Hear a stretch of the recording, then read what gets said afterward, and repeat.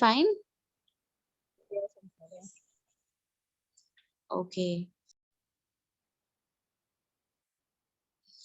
أعوذ بالله من الشيطان الرجيم. بسم الله الرحمن الرحيم. اللهم صل على محمد وعلى آل محمد كما صليت على إبراهيم وعلى آل إبراهيم إنك حميد مجيد. اللهم بارك على محمد وعلى آل محمد كما باركت على إبراهيم وعلى آل إبراهيم إنك حميد مجيد. بسم الله الرحمن الرحيم. اللهم أعني على ذكرك وشكرك وحسن عبادتك. رب زدني علما. رب زدني علما. رب زدني علما. آمين. قال رب اشرح لي صدري ويسر لي أمري واحلل عقدة من لساني يفقهوا قولي. السلام عليكم ورحمة الله وبركاته. Walaikum assalam wa rahmatullahi wa barakatuh. Jazakallah khair. So we are heading now for with the introduction of Quran. Alhamdulillah, I would request all of you all to interact with me. Feel open to share, to unmute yourself. We'll keep the question and answer session after the lecture. As soon as I am done with the explanation, you can ask or clear any doubts which all you have. So I would just like to begin with a little introduction of Quran and would like to know from your side what do you all feel and what you all see Quran as. So for me, Quran, what Quran basically means. Now, as we are taking Quran as a lecture, so the first word that comes is Quran itself. So what does the word Quran means? So the Quran word itself means the thing, the word, or anything which is constantly repetitive. A thing repeating again and again itself is called as Quran. So as you all focus on the content, how the verses and how the the basic ayats get on repeat and repeating again and again itself, like zikr about Jannah, zikr about Saleh, Muttaqi people. So the words are repeating, the Quranic verses are repeating. So Quran itself means the thing which is going repeating again and again itself. Other than that, I would like to say, I would like to introduce the revelation, like how a little historical time and little background of the Quran, so that it will be easy for us to imagine and to keep that tasawwur in our mind while starting the discussion.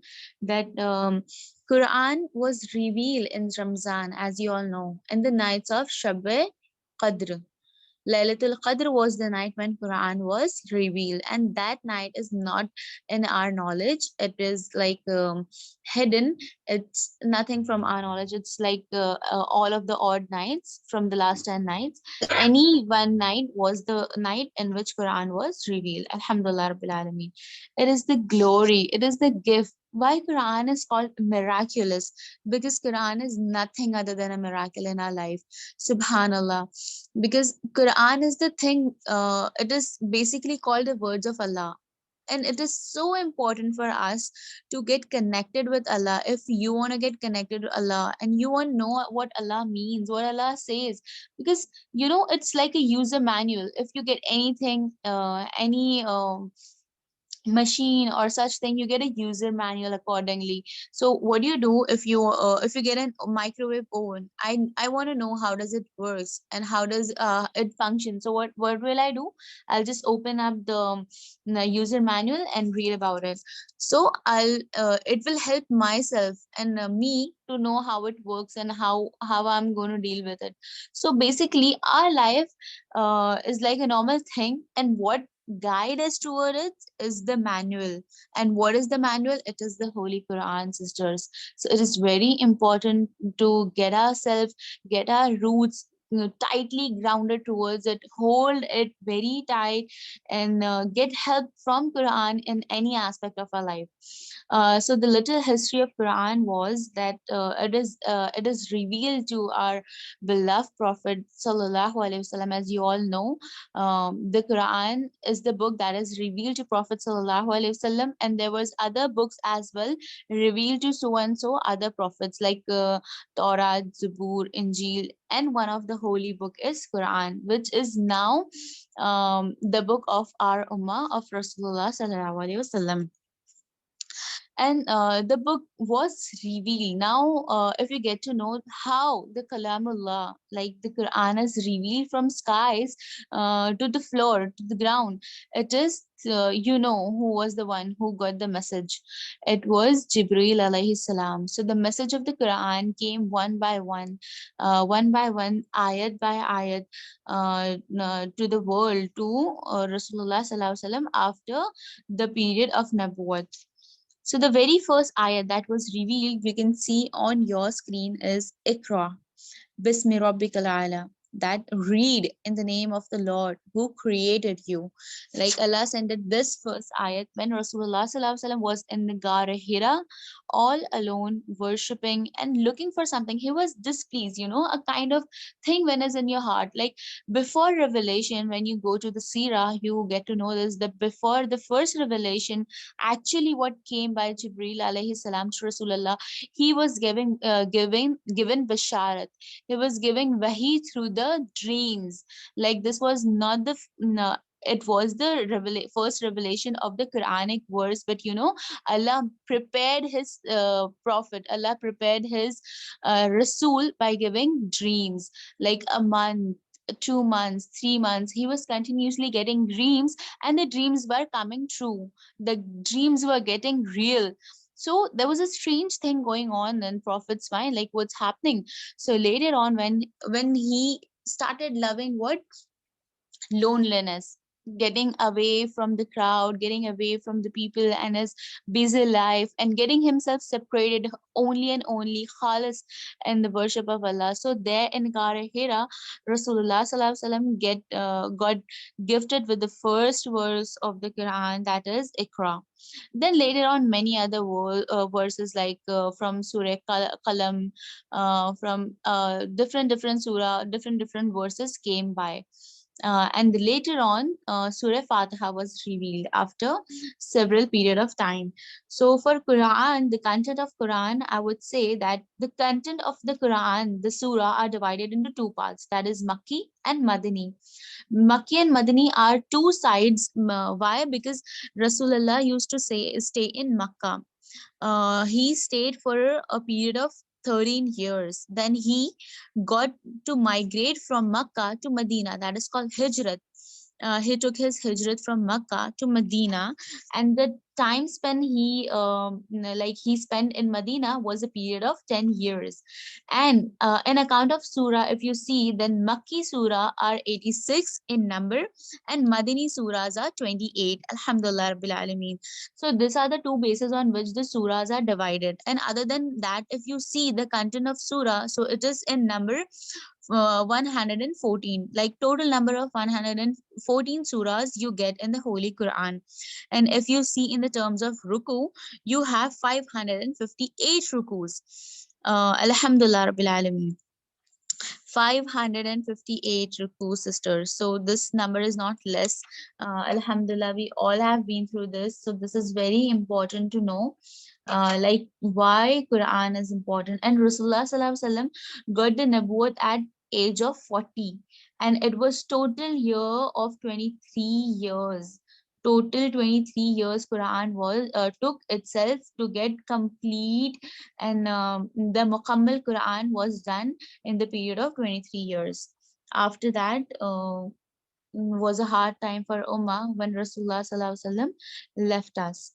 So this was the total period of time for his Nabuwat, for his Khilafat, and this was the total period of time for the Quran to complete its revelation. Alhamdulillah.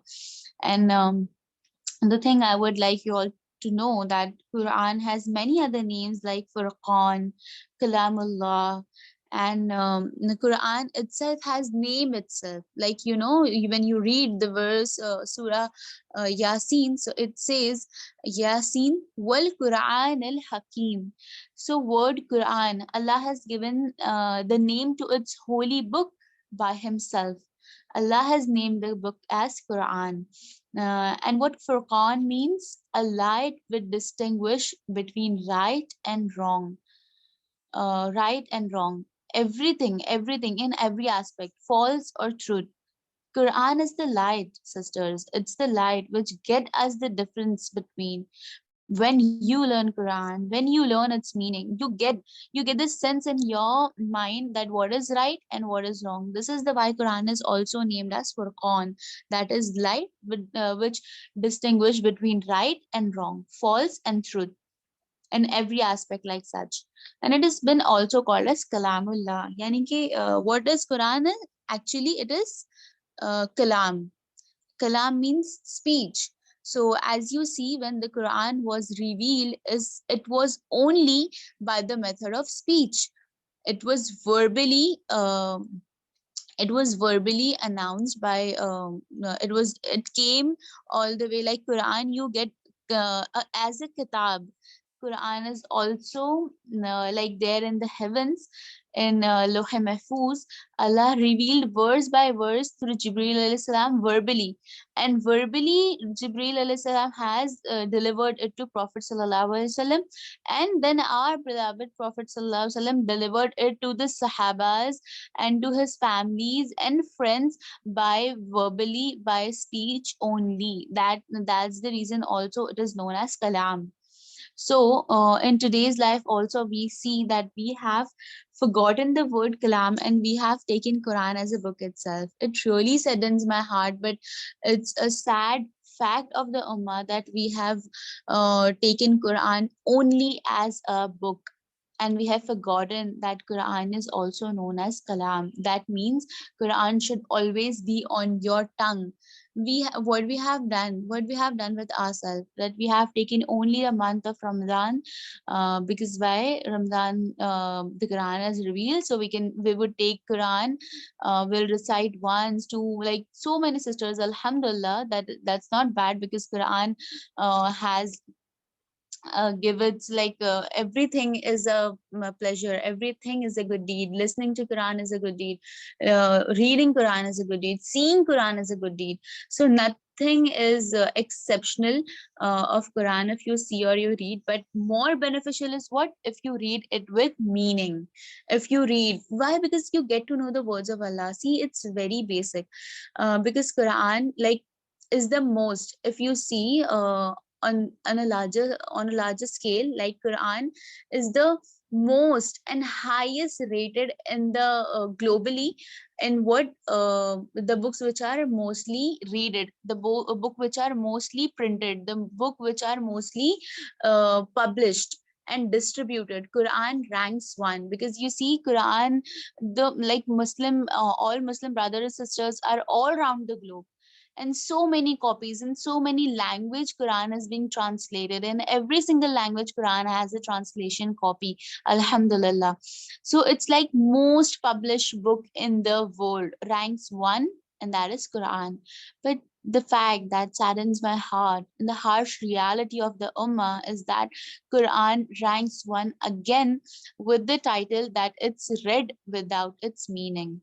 The book which nobody understands. Like, see, out of the 100% out of what 20% you get people who are Arabs. Out of 100% population of Muslim Ummah, 20% of them are Arabs. They know Arabic as a language. So while they read Quran, they understand. And out of that, there is only 2% might be who know Arabic as third and fourth language. Arabic is not their mother tongue, but they have learned what Arabic is, and they know Arabic grammar and they can read. So they are mostly 2% out of whole Muslim Ummah.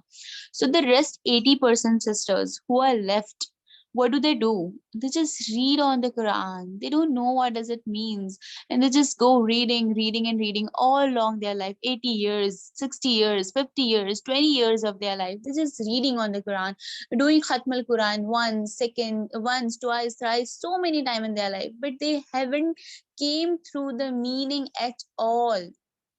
So this, don't you think it's a harsh fact? But yeah, it is. Quran ranks one. And you know what? Nobody would take admission in a school whom where their language has not been spoken. Like if I am taking admission in English school, that's suitable for me. Because why? I have been introduced to English, and English is like a language which has been used worldwide. But you think you'll get your children or your son or your daughter admission to a school of Chinese, in a Russian school, in a Chinese school? No. Why? Because this language aren't your mother tongue, nor you want to learn it, and nor you'll get to know what they are conversing. So so it's like getting admission into the schools of other language which you don't understand, passing on with your passing on with your SSC, getting on with your HSC, and completing all the degrees in the same language. And then what? The language which you have just learned the basic alphabets, and you just learn, you know to read, but you don't know how to converse. You don't know what it means basically, right? You can write and you can read Russian or Spanish or Chinese, but you don't know what does it means actually. And you are getting admitted yourself to school as such. So what will happen? You will get the degree, no doubt, because you know to write, isn't it? But what after that? If you are getting into the competitive world for a job or anything, you'll fail there. Because why? Because you haven't got the content. You haven't got the meaning itself to your heart. You lack experience. People will reject you. Why? Because you lack experience in that language. You just know to converse, and you don't know the meaning. So this is what in the term of Quran. This is what in the world of Quran. You have to understand the meaning by heart. Okay, so inshallah we'll do a niya today itself, that as long as we are continuing this journey, the course of Quran today by Surah Fatiha till the end of Surah Nas, we'll keep on being together, we'll keep attending the class, and we'll get other sisters and brothers as well to join our journey, inshallah Rabbil Izzat. So what other thing I would like you all to know about Quran is, Quran is defined by two things. It is bayana wal huda. And what is bayana? It means clear proofs and sign. So Quran is nothing less than a clear proof. And what huda means? Guidance. Allah has kept guidance in this holy book. Whoever follows the path of Quran, the path of Sunnah, will be successful. Alhamdulillah. So what do we do? As we know the verse of Surah Fatiha, Iyyaka na'budu wa iyyaka nasta'in. We seek your Iyyaka na'budu, we worship you alone, and you alone we ask for help. So we have given a submission, a declaration to our Lord that we worship who? Only you. And we ask for help to whom? Only you. But how do we ask for help? If we ask for help, Allah has granted us with the help itself, and that is Quran. And Allah has revealed in Surah Baqarah that Quran is what? It is Bayyana wal Huda, clear signs. And what do we focus on? We do not focus on the clear sign on the Bayana side. We focus on the Huda, that is guidance. We read it, and on, and we do not focus on the clear proofs. So it is very important to know Quran with meaning, so that you understand what Quran actually means, what the miracle of Quran are, and what are the clear signs and proofs you get in Quran. You understand? Because it boosts your morale, it boosts your strength and connection, and you know that concept in your mind is completely clear. While you're reading, it's enough. See, it's not wrong reading the Quran alone, but listen to me, my dear sisters. When you get through the verses of the when you see the big bang verse, the verse about the embryology, and the verses about the waves under the sea. So these are some of the scientific fact that Quran has came across 14 years back, and now today the black hole, everything is there mentioned in the Quran already.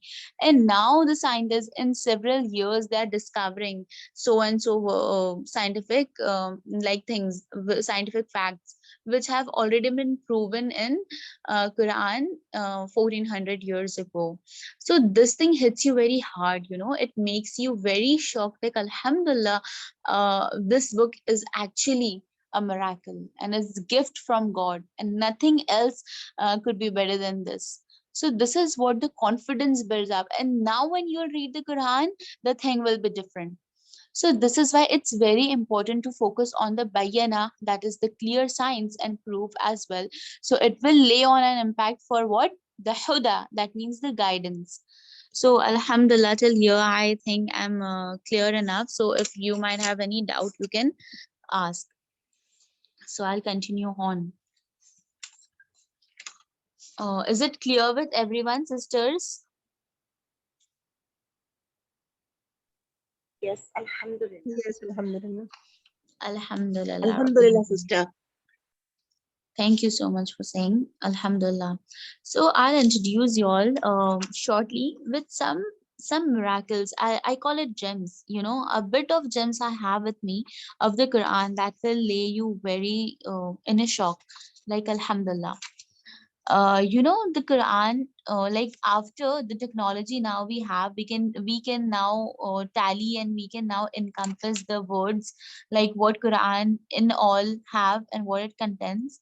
So I have little much of them, but Quran have been across some really miraculous facts of the word getting itself repeated.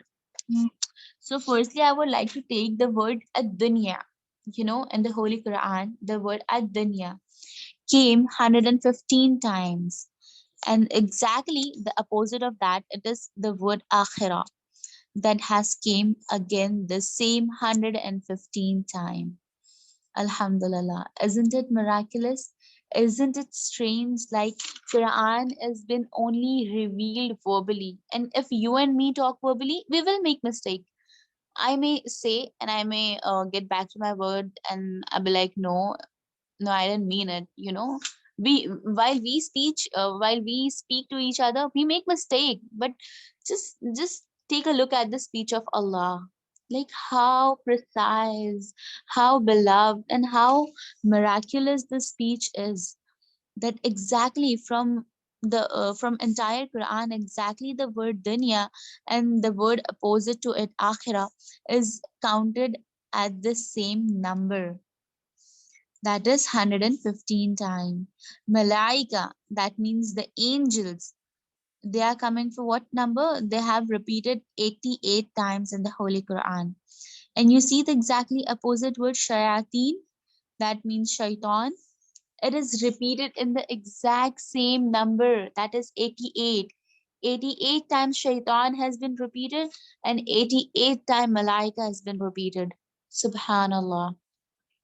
Maut, that is what? Death. Maut means death. It has been repeated 145 times. And you know the word hayat? Al hayat means live, life, living.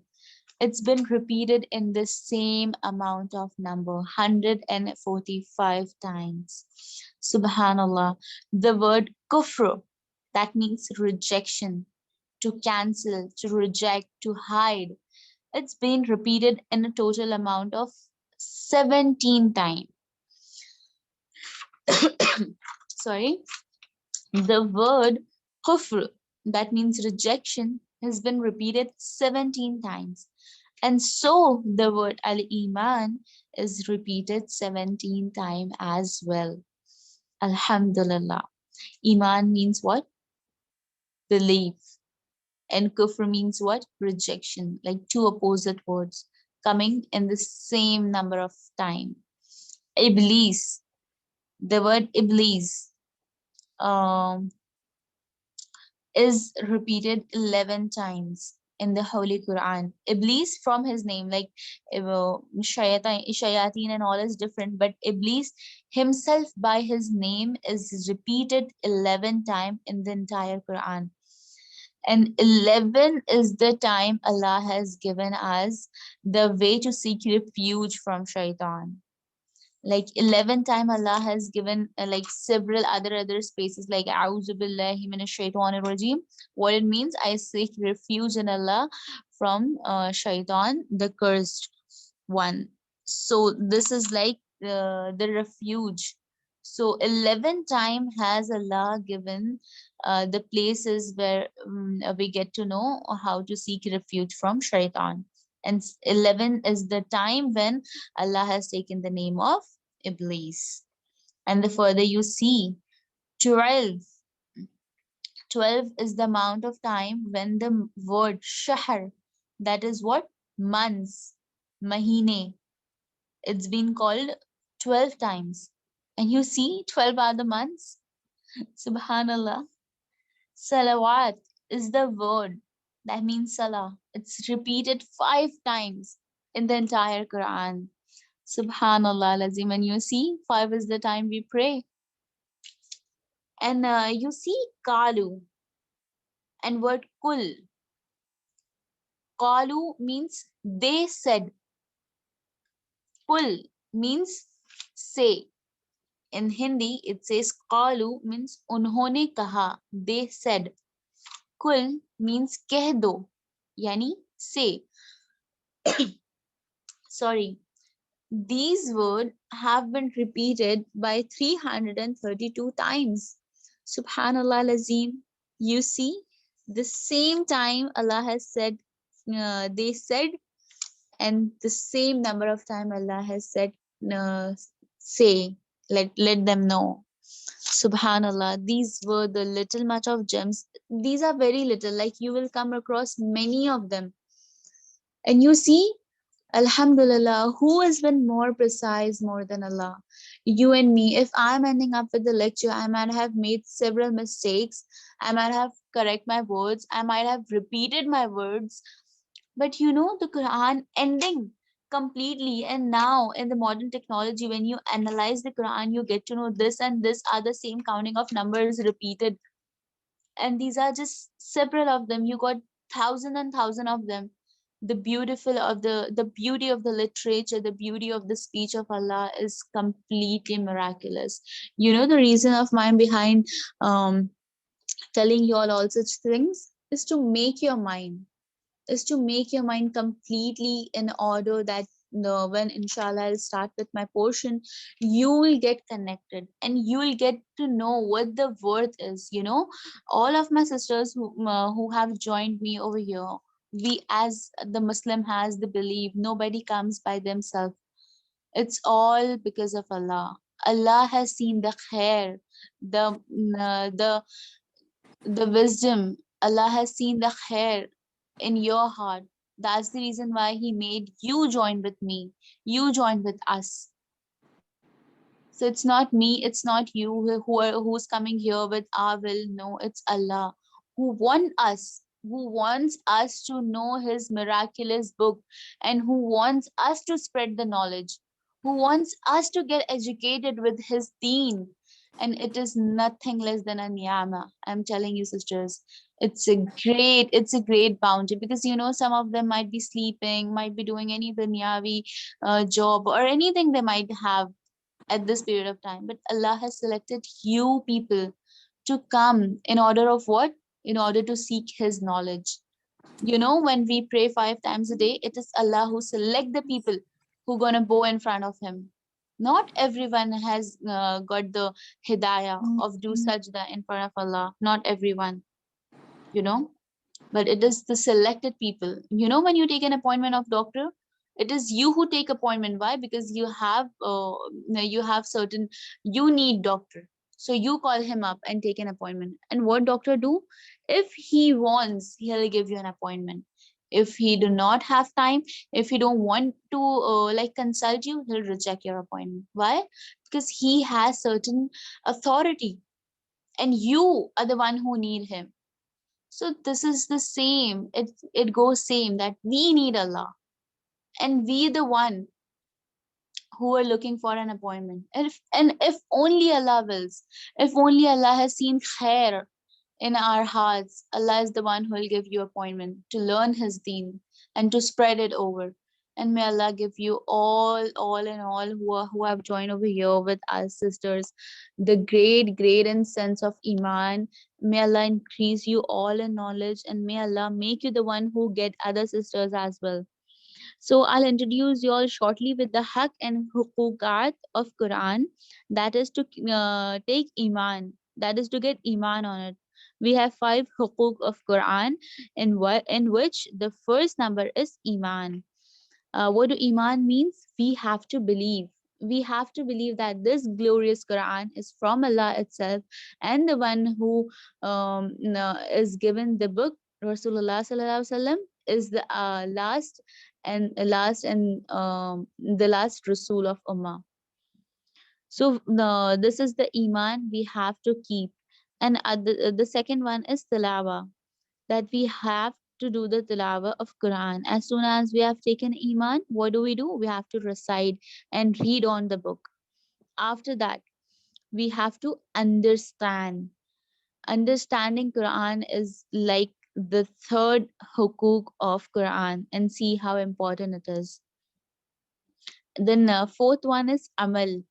Once you have understood what Quran says, you have to immediately get into your amal, into your practice. And the fifth one is tabligh, that is spread and give dawa. So as soon as you got into your amal, see how beautiful the ranking is. Only tabligh comes after amal. So this is so precise that once you get into your amal, you get into your practice, only then you give the tabligh, you give the da'wah. So it is also prescribed by Rasulullah Sallallahu Alaihi Wasallam that get get into your practice, like preach what you practice, teach what you practice. Okay, so it is very important. I'll shortly revise it once again. The haq, the rights of the Quran is first iman, second is tilawa, third is understanding, fourth is amal, 15 is tabligh. So iman means to get your belief on Quran and the one to whom the Quran was revealed. Iman on Allah, iman on the malaika, the angel, and also the iman on Rasulullah Sallallahu Alaihi Wasallam regarding the book. Then other you have iman on the day of judgment. Second one is tilawa. You have to recite, you have to read the Quran, and it's very important. The third is to understand. As well as you read is not enough. You need to understand as well the message of Allah subhanahu wa ta'ala. Fourth, as soon as you have understood what Quran says, you have to get into the practice.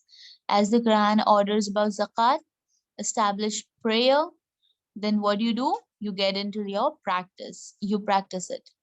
Then fifth comes what? Tabligh, yani to spread. As soon as you got into amal, you'll let other people know about it as well. Let it be a single ayah of the Quran though.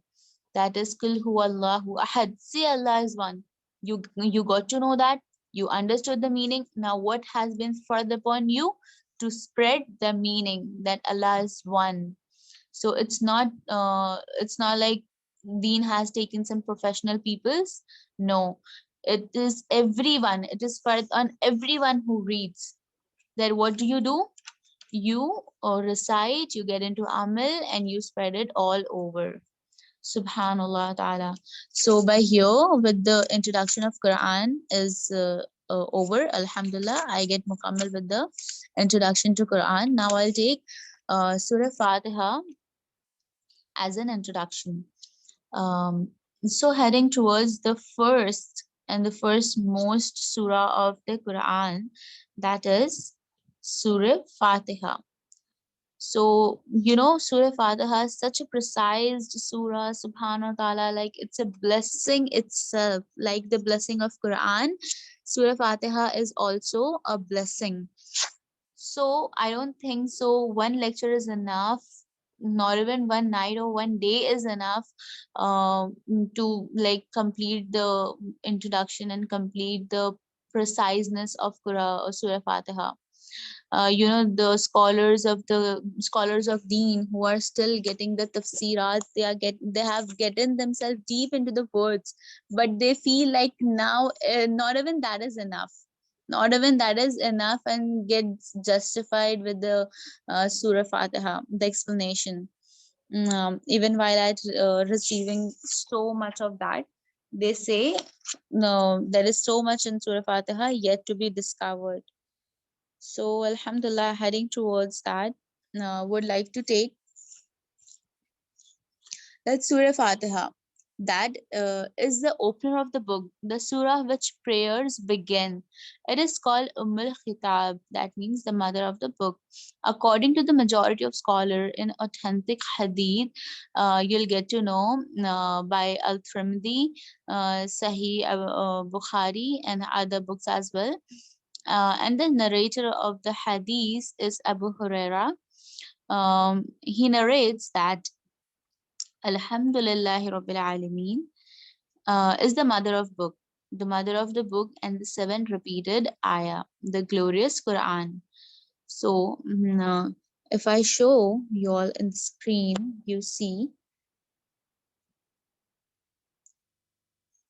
yeah, I'll shortly share our screen. That means uh, this. After that, you can keep the verse of Alhamdulillah. So we have certainly granted you the seven of repeating verses and the great Quran. This is from Surah Hijr, ayat 87.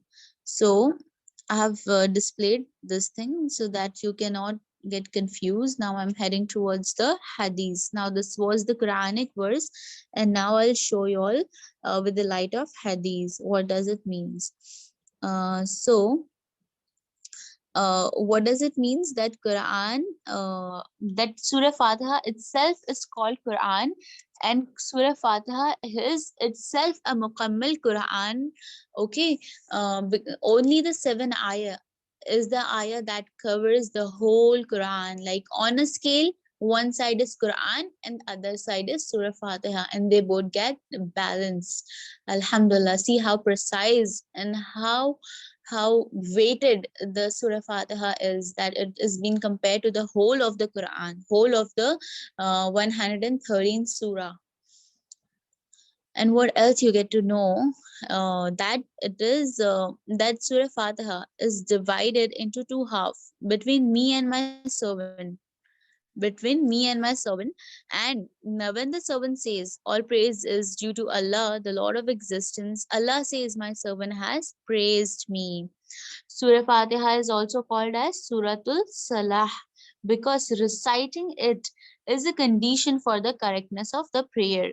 And Fatiha is also called as Ash-Shafa, that is the cure. It is also called as a Ruqya, that is remedy.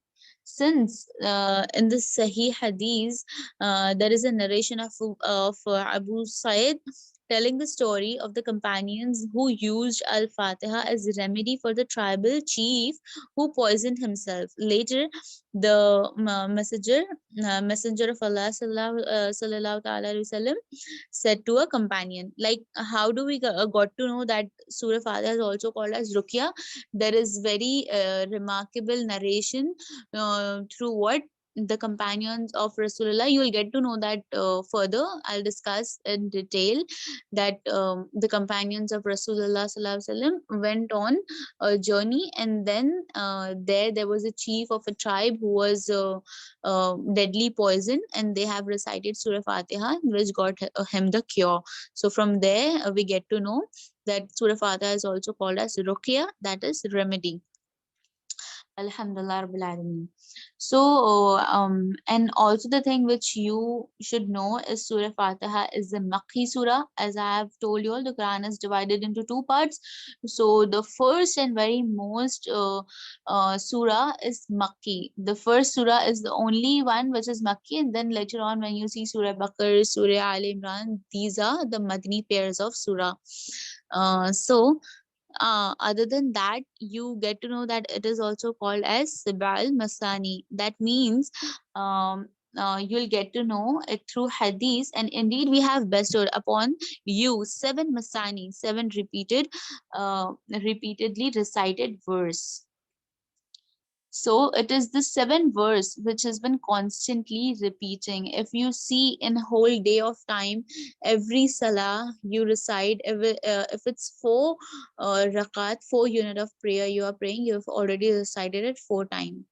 So if you imagine in a day long of your prayer, how many times you recite Surah Fatiha. So it's like the most repetitive surah. And it is also called as Ummul Kitab. That means the mother of the book. And it's a long narration how the mother of the book name came into existence. But for us, it is just important to know that it is called as mother of the book. Why? Because the mother herself has traits, has her characteristic, her features in the children.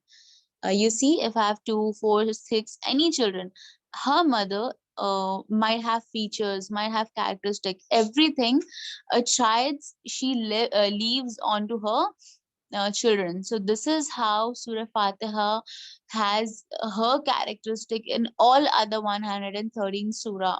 So you'll get to know inshallah when we'll start with the other surahs as well, like how Surah Fatiha is connected and how miraculous this surah is itself. Like it is connected with all of the other Quran, and all of the other Quran is just sum up in the 7 ayah of Surah Fatiha.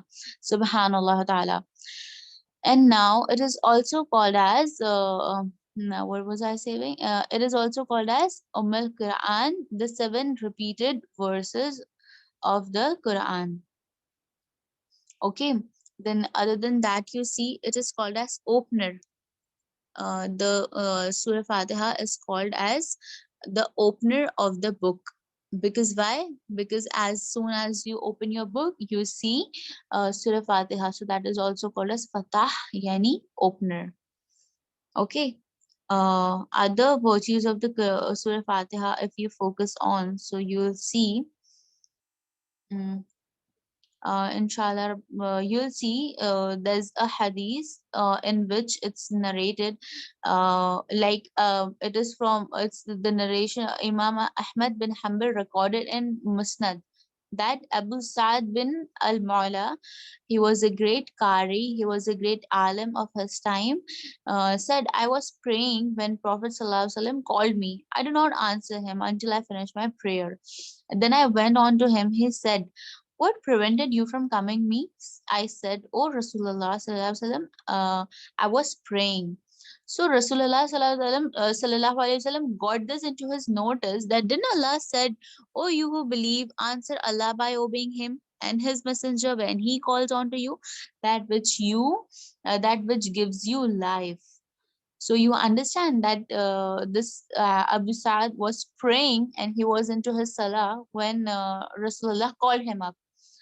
That's sad. He didn't respond it, and he was continuously praying. So when he ended up with the prayer, he came back to Rasulullah Sallallahu Alaihi Wasallam. What Rasulullah said? What prevented you from coming from my side? So he was like, I was in Salah. So Rasulullah recited on this verse on him. From there, he got to know that even though if you are praying and the messenger of Allah calls you, you have to go and respond to him. Say, Labbaik ya Rasulullah, and that thing does not breaks your prayer. As soon as the conversation is over, you can go back and resume the place you left your salah. So that does not breaks your prayer. Subhanallah. So what did Rasulullah Sallallahu Alaihi Wasallam said after that? I'll teach you the greatest surah in the Quran, of the Quran before leaving the masjid. He held my hand, and he when he was about to leave the masjid, I said, "Oh Messenger of Allah, you said I will teach you the great surah in the Quran." He said, "Yeah, yes." Then he recited on this verse, Alhamdulillahi Rabbil Alameen. So here we get to know the greatest, the verse of the Quran that Rasulullah Sallallahu Alaihi Wasallam himself declared is the 7 verses of Suratul Fatiha. And I'll just elaborate this hadith by this. Why did Rasulullah told him this verses of the Quran and this importance of Suratul Fatiha? Because Rasulullah was so gentle and so kind with his heart that even if a bit of harshness he has shown to anyone, he would like immediately calm them up. So this was the reason, like Rasulullah, just got him a strict conversation, like, didn't you know you have to respond me? So Rasulullah has a very kind and very soft heart to just to recompensate that he went a bit harsh on him. Not harsh actually, just a little heavy words of calling. So Rasulullah recompensate him with the with this glorious words, which we got into hadith, subhanallah ta'ala, that this was the virtue of Surat al-Fatiha. And then you get to know that Surat al-Fatiha, this was by Saad. Okay, then the other narration also, you get to know that Surat al-Fatiha is that surah which is not included in any other book before. Like any book which is revealed, that is Torah, Zabur, Injil, you see there is no book as such in which this such precise surah and such surah of this importance has been revealed itself, not even in the Quran. You see, it's the revelation of Trimidi recorded the hadith that Rasulullah Sallallahu Alaihi Wasallam said, by him in whose hand my soul is, Allah has never revealed in Torah, Injil, Zubur, or Furqan a surah like this. It is 7 repeated words that I was given. This is what Rasulullah Sallallahu Alaihi Wasallam let us know, that this surah is not revealed in any book before this, any book. This is why this surah is so important, subhanallah ta'ala. And about Sabal Masani, it again come in Al-Trimidi that these are the 7 continuously repetitive ayat. So the further you get to know that this thing is clear.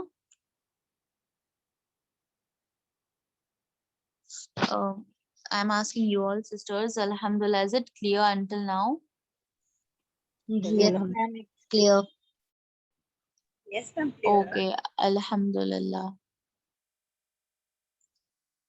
Okay, right. Okay, so I told you all about the hadith, right, of the poison thing. So I'll just get it recollected in detail.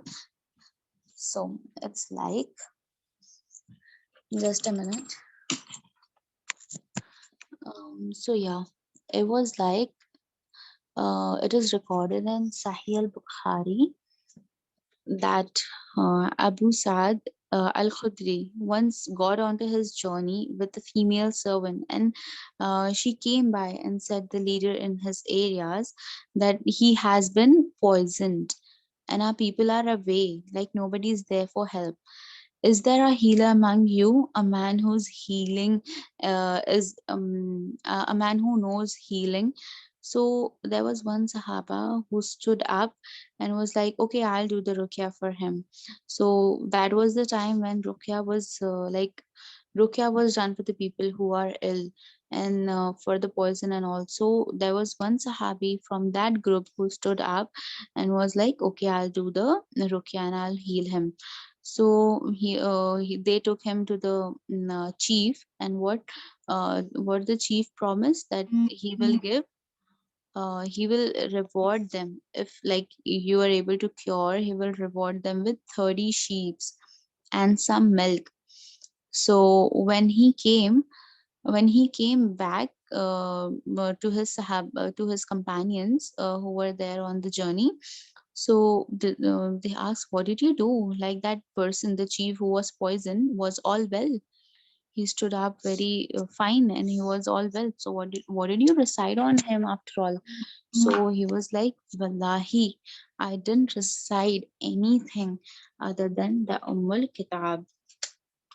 Like this Sahabi is saying, I did not recite anything onto him for healing or for ruqya other than Ummul Kitab. So everyone was like amazed, like, no, we have to get it. We will confirm this from our Rasulullah Sallallahu Alaihi Wasallam. So this is what the other Sahabas were like. See what the kind of innocence they have. Like they want to confirm this thing with Rasulullah Sallallahu Alaihi Wasallam about what? About the ruqya as well, and about the gifts they got, about the gift and reward they got. Like what do we do? Is it proper, is it okay if we accept the gift, or we have to return it back? So they came with that reward, like those ships and milk. Again their caravan came back to Rasulullah Sallallahu Alaihi Wasallam, and they spoke to him there. They like narrated everything what happened over there on the journey, and Rasulullah Sallallahu Alaihi Wasallam said, smiled, and he just said, how do you know that this is also Surah Fatiha is also a ruqya? He said, Alhamdulillah, I know. Alhamdulillah, through you, I got to know about this, Rasulullah. So Rasulullah Sallallahu Alaihi Wasallam said, okay, um, it's okay. You can keep that gift with yourself and reserve a share for me. So this is what we got to know from Hadith, that if you do some ruqya and you get a hadiah in return, so it is okay for you all to accept. Okay, so other than that, what do we do is, what do we see is the hadith. Like I have one other hadith for Surat Al-Fatiha. We'll see that is Sahih Muslim and Nasai recording that Abbas said when Jibril alayhi salam was with the Messenger of Allah, he heard a noise from above, like a noise, like a thunder. We get to hear it from the clouds.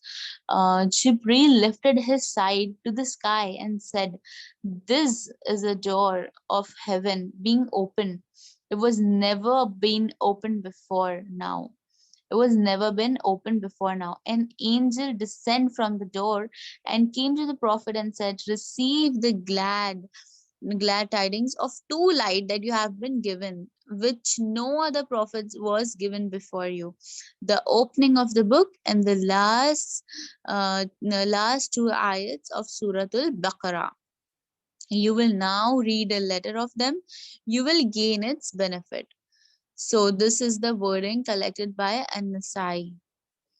Subhanallah ta'ala. You see how miraculous the Surah Fatiha and the last two verses of the Quran is.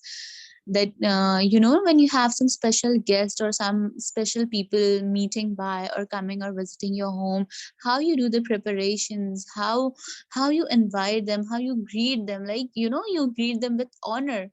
So these verses were given special honor by Allah subhanahu wa ta'ala, where on the Arsh's Zama, on the skies itself. Allah celebrated the verses and showed the importance, like how important it is. Jibreel alayhi salam sitting by a Prophet sallallahu alaihi wasallam and telling him, and an angel coming down and just saying that never was this door of the heaven open, now which have been opened, and there's two lights. Subhanallah ta'ala, two lights which are so azim, so beautiful, that has been given to you, and no prophet prior to you have been blessed with this lights. And this is what Surat Al-Fatiha and the last two verses of Surat Al-Baqarah. Subhanallah azim. Isn't it miraculous? Isn't it like thing to be appreciated? We recite it every time in our salah and we just miss it out, miss the glimpse, miss the miracle and that touch of the Surah Fatiha which we should notice every time and we miss on to it. We just go on gushing and forward like Alhamdulillah Rabbil Alamin, Rahmanir Rahim, Maliki Yawmid Din, blah blah blah, and it's the end. And when we do not recollect onto its importance and like how important this surah is and what benefit it has within itself. This was the only reason of me collecting all the verses, all the hadiths, and letting you all know the importance, because as soon as you recite, you'll get to know the meaning. It is very important for you all to keep this in mind, that how important this surah is. Sorry, other than that, you recall in a hadith that Surat al-Fatiha is divided what into two halves. Surat al-Fatiha is divided in two halves between me and my servant. My servant shall have what he says for. Like you see Surat al-Fatiha, the complete 7 verses is been divided half into half by whom? By Allah. No, half is for Allah and half is for the one who reads itself. Okay, I hope you will understand. So this surah is halfly divided with what? To Allah, and half is for us. Now how we'll see? All praises, when a servant says Alhamdulillahi Rabbil Alameen, when you and me, the servant of Allah, says Alhamdulillah Rabbil Alameen, Allah says, my servant has praised me. You understand? This is when we say this thing, Allah says, my servant has praised me. And further, when you says Ar-Rahman Ar-Rahim, the most glorious and the most merciful, Allah says that my servant has glorified me. In Urdu, you see, my servant has praised me and my servant has glorified means sana. मेरे बंदे ने मेरी सना की, यानी कि my servant has glorified me. Maliki Yawmiddin. When you say Maliki Yawmiddin, the owner of the day of recompense. Allah says, my servant has glorified me, or my servant has related me to all his matters. Alhamdulillah. And when we say Iyyaka na'budu wa iyyaka nasta'in, that means you alone we worship and we alone ask you for the help. Allah says in return, this is between me and my servant. Me and my servant shall acquire what he sought. Then when you say اهدنا الصراط المستقيم صراط الذين أنعمت عليهم غير المغضوب عليهم ولا الضالين. Guide us to the straight path, the way on those whom you have granted your grace, not the way on those who earned your anger or those who went astray. Allah says, this is for my servant, and my servant shall acquire what he said.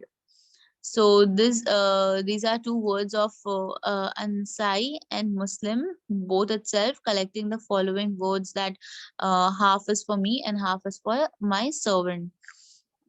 So you understood like how beautifully Allah has divided this 7 verse between him and between his servant. So Alhamdulillah, this is so like this is so worthy and so worthy of your attention, how Allah has beautifully divided the verse and how beautiful the meaning is, that as soon as we recite the first thing Alhamdulillah Rabbil Alameen, so Allah responds. So whenever you are reading the surah, inshallah, in your salah, so do not forget that you are reciting from yourself. No, Allah is also replying from himself, from his side. So this is the only why Salah is called Miraj al-Mumin. That means the mirage of every Muslim servant, that as soon as we start Surah Fatiha, it's not you the only one who's reciting, but it is Allah who is replying. And what better you need than this? What better we can get from this? That such makhsus, such important surah Allah has given us as a blessing. You understand? Alhamdulillah. As soon as like you say Alhamdulillah, Allah says my servant has praised me. When you say Ar-Rahman Ar-Rahim, my servant has glorified me. And when you say this, he is the master of the day of judgment, Malik Yawmiddin. He says that you have submitted to my power. We have surrendered ourselves to Allah. And we say when Iyyaka na'budu wa iyyaka nasta'in, that means we worship alone. So what is that? This is a niyyah. This is a declaration we are giving it to Allah. So what Allah says that it is between me. Don't worry, O servant. O Abd of Allah, don't be worried. It is between you and it is between me. Whatever you have asked me for, I have granted you.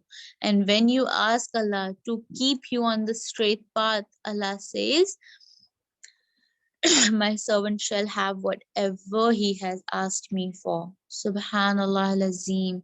How precise the wisdom of Allah is, how precise the words of this Quran is, and Surah Fatiha is. Alhamdulillah Rabbil Alameen. So if you want, I can take Auzu Billah and Bismillah as well in the same lecture, or should I take it tomorrow?